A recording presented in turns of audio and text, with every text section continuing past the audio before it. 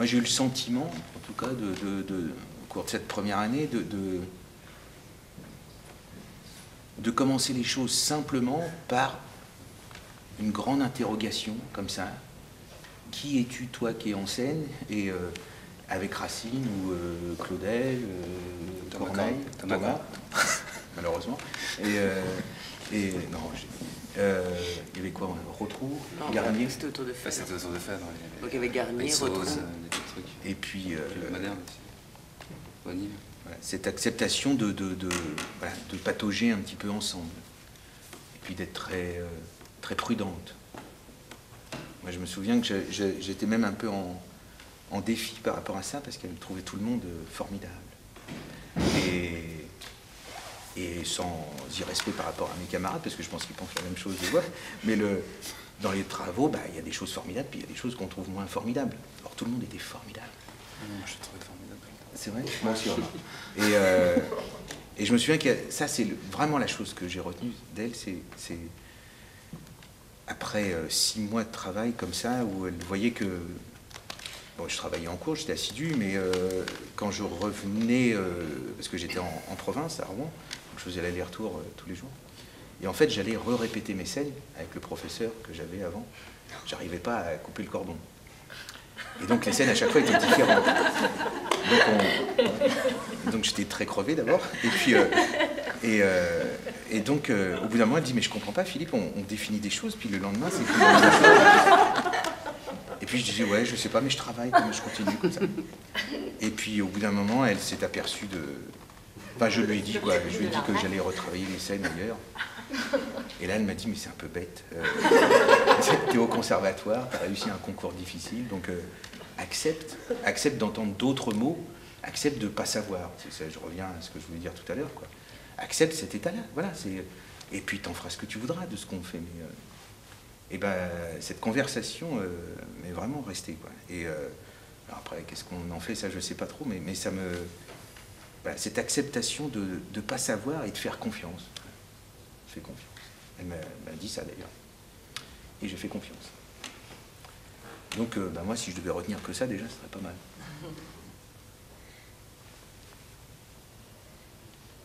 La confiance.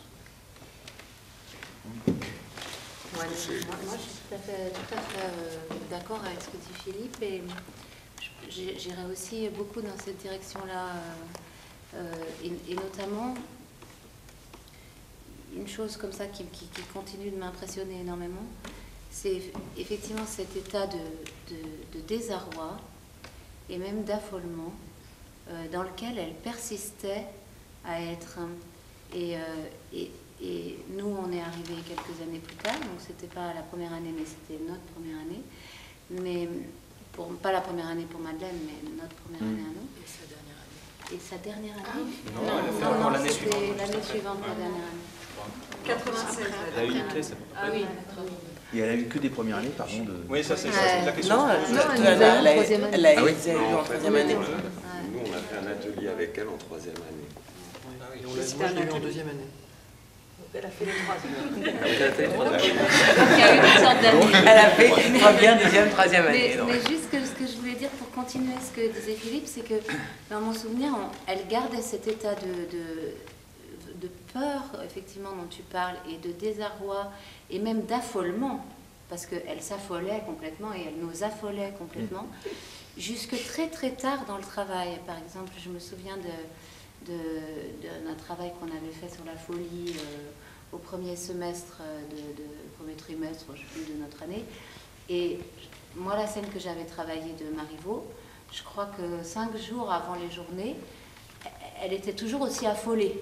C'est-à-dire que non seulement moi, je ne pouvais pas être assurée, mais elle était complètement affolée. Ah, Jeanne, ça n'ira pas du tout, ça ne va pas du tout. Et ce qui avait fait que finalement, je me souviens très bien, c'était la petite salle là-haut, au bout du compte, comme ça n'allait pas du tout, parce que ça n'allait jamais et que c'était toujours aussi affolant, on avait fini avec Christophe Van de Velde par faire un truc où je bavais partout. Oui, tu bavais. Je bavais toute la scène de Marivaux. Mais tu jubilais aussi beaucoup de baver. Et on avait trouvé quelque chose. Et alors, est-ce que c'était Ça, c'est une question, par exemple, que je lui poserais volontiers. Est-ce que cet affolement, puisque Vitesse parle de divination et tout ça, est-ce que c'était une espèce d'attitude, comme on est affolé devant le sacré, quoi, affolé devant le théâtre, comme on est affolé devant le sacré, et comme si c'était ça le lieu où on devait être pour faire du théâtre?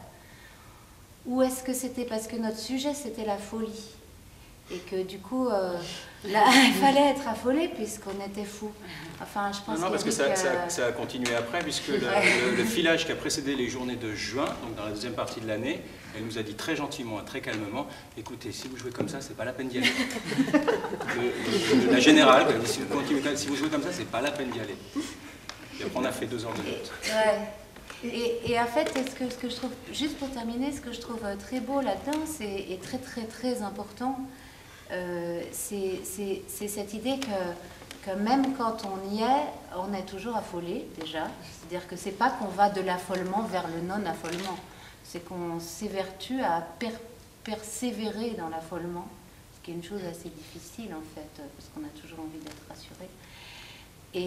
Et aussi cette question de comment ça se rattachait à ce dont il était vraiment question dans les scènes. Et moi, je prolongerai ta question, Jeanne, parce que moi, j'ai la même sensation absolument. Et je me souviens de ces journées sur la folie, puisque moi, j'étais juste avant toi chez Madeleine, toujours en première année. Et parallèlement à cet affolement qu'elle te montrait, elle me disait, il faut venir voir cette scène-là où Jeanne bave. J'étais venue, moi, exprès en Jouvet pour voir Jeanne baver. Je me souviens très bien. Elle était très, très... ce que je prolongerais ce que tu viens de dire par le fait que elle délivrait pas, ou elle délivre pas d'enseignement, parce que moi je suis dans ma 19e année chez Madeleine aujourd'hui, je crois. Quelque chose comme ça, puisqu'on continue. On voit bien que là on continue à être chez Madeleine. Elle délivre pas l'enseignement, elle est par elle-même l'enseignement.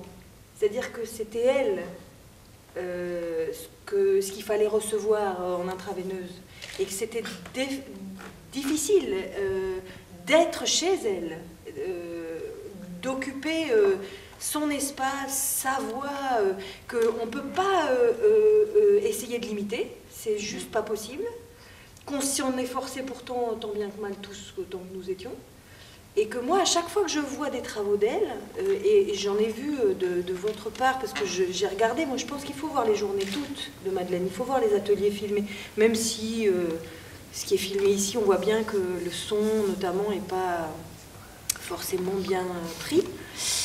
Mais par exemple, Anne-Lasse Mézas dans Pentésilée, moi, c'était un choc vidéo. C'est-à-dire, je n'ai pas vu, mais le choc vidéo, il est encore aujourd'hui, je le montre à mes élèves, parce que c'est juste inimaginable ce qu'elle a fait faire à cette bande de fillasses là. C'est juste incroyable, quoi. Dans le grand écart, moi je me souviens que dans la classe de Madeleine, dans mon année, Jean-Pierre Miquel était encore directeur et que c'était le bastion vitésien, la classe à abattre et les fous furieux, et qu'il y avait François Gentil qui était nu, qui faisait Clytemnestre, qui se passait du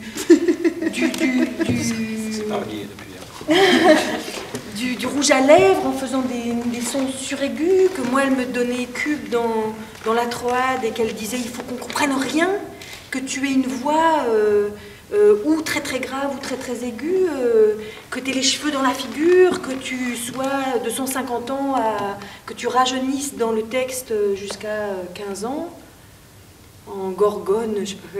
Je prolongerais cet état d'affolement comme un état d'être presque. C'est-à-dire que ce doute était pour moi l'endroit de la recherche et de la construction. Et que c'était inouï de construire sur cette secousse. Et je prolongerai la question de Jeanne, parce que moi je l'ai vécu sur Racine, ça, avec Andromaque. Et qu'elle me parlait du déséquilibre du vers, elle me parlait des rimes féminines et des rimes masculines, au moment où Bernardi derrière me disait que ça n'existait pas, que c'était même pas pensable, qu'il fallait pas se sortir ça de la tête, alors que Madeleine parlait qu'il fallait trouver ce déséquilibre du vers, il fallait trouver les deux notes, elle disait, sur hélas, que c'était deux notes et que c'était pas difficile, qu'il fallait les trouver juste. Il y a quelque chose à voir avec... elle parle, elle, du jaillissement de la parole.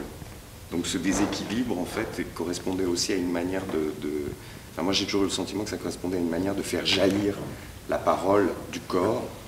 Et moi, je sais que c'est quelque chose que j'ai éprouvé très nettement avec elle, parce que j'étais quelqu'un de très raide, j'étais très coincé dans mon corps, et je sais que Madeleine, elle a été très importante sur ça, elle avait cette manière de te mettre en déséquilibre en permanence, mais même corporellement, pour que la parole jaillisse de manière pas mentale, mais complètement de manière pulsionnelle et excessive. Ce qui était merveilleux, c'est qu'elle permettait l'excès. Oui. Qu'elle permettait Totalement, tous les excès.